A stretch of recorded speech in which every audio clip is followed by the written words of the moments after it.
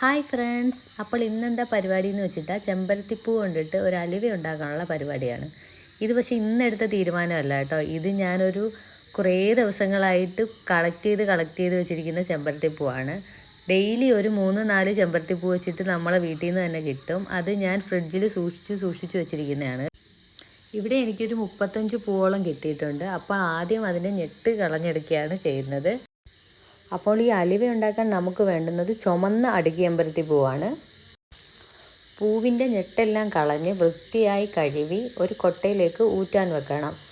ഇതിൽ ഞെട്ട് മാത്രം കളഞ്ഞാൽ മതി. ഇതിൽ വേറെ വേസ്റ്റ് ഒന്നുമില്ല നമുക്ക് കളയാനായിട്ട്. നല്ല ടേസ്റ്റി ആയിട്ടുള്ള ഒരു അലുവയാണ് ഇത്. പറ്റുന്നെങ്കിൽ എല്ലാവരും ഒന്ന് ട്രൈ ചെയ്ത് നോക്കണം. പിന്നീട് നമ്മളൊരു ബൗളിലേക്ക് 1 ഗ്ലാസ് പച്ചരി എടുത്ത് വെള്ളത്തിൽ കുതിർത്ത് വെക്കണം.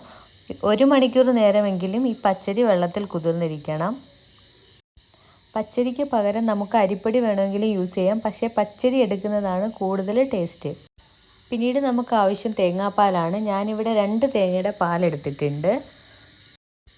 പിന്നീട് നമ്മൾ കുക്ക് ചെയ്യുന്ന പാത്രത്തിലേക്ക് 2ാം പാൽ ഒഴിച്ചു കൊടുക്കണം. 1ാം പാലും 3ാം പാലും നമ്മളവിടെ മാറ്റി വെച്ചിരിക്കുകയാണ്. ഇതിൽ നമ്മൾ 2ാം പാലാണ് ചേർക്കുന്നത്. പിന്നീട് നമ്മൾ ജാറിലേക്ക് നേരത്തെ കഴുകി വെച്ചിരുന്ന ചെമ്പരത്തിപ്പൂവും കുതിർത്ത് വെച്ചിരുന്ന പച്ചരിയും ചേർത്ത് കൊടുക്കണം. ഇത് നമ്മൾ 3ാം പാൽ ഉപയോഗിച്ചിട്ടാണ് അരച്ചെടുക്കേണ്ടുന്നത്.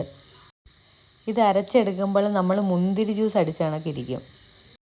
ഇത് നമ്മൾ നേരത്തെ ഒഴിച്ചു വെച്ചിരുന്ന തേങ്ങാപ്പാലിൻ്റെ കൂട്ടത്തിൽ ആഡ് ചെയ്ത് കൊടുക്കണം.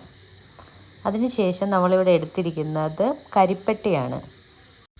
ഇവിടെ ഞാൻ എടുത്തിരിക്കുന്നത് 1/2 കിലോയുടെ ഒരു കരിപ്പട്ടിയാണ്. പക്ഷേ ഇത് 3/4 ഭാഗമേ ഇതിൽ ചേർത്ത് കൊടുക്കുന്നുള്ളൂ. മധുരത്തിനനുസരിച്ചിട്ട് ഇഷ്ടമുള്ള പോലെ നമുക്ക് ചേർത്ത് കൊടുക്കാം. ഇനി ഇത് നമുക്ക് നന്നായിട്ട് യോജിപ്പിച്ച് ഗ്യാസിലേക്ക് വെക്കാം. ഇത് നന്നായി കുറുകുന്നത് വരെ ഇളക്കിക്കൊണ്ട് തന്നെ ഇരിക്കണം. ഇത് നല്ല രീതിയിൽ കുറുകി വരുമ്പോഴത്തേക്കും ആദ്യം മാറ്റി വെച്ചിരുന്ന 1ാം പാൽ ഇതിലേക്ക് ചേർത്ത് കൊടുക്കണം.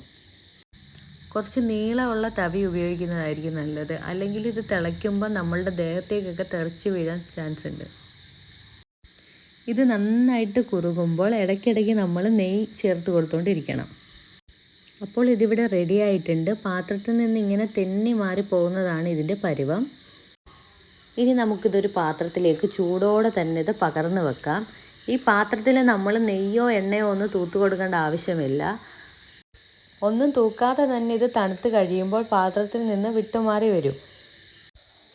ഇനി ഇത് ചൂടാറി കഴിയുമ്പോഴത്തേക്കും നമുക്കൊരു പ്ലേറ്റിലേക്ക് മാറ്റി ഉപയോഗിക്കാവുന്നതാണ്. ഇവിടെ ഞങ്ങൾ കഴിക്കുന്നതിനേയും കാട്ടി കൂടുതൽ ഇത് കട്ട് ചെയ്യുന്നതിനായിരുന്നു അടി.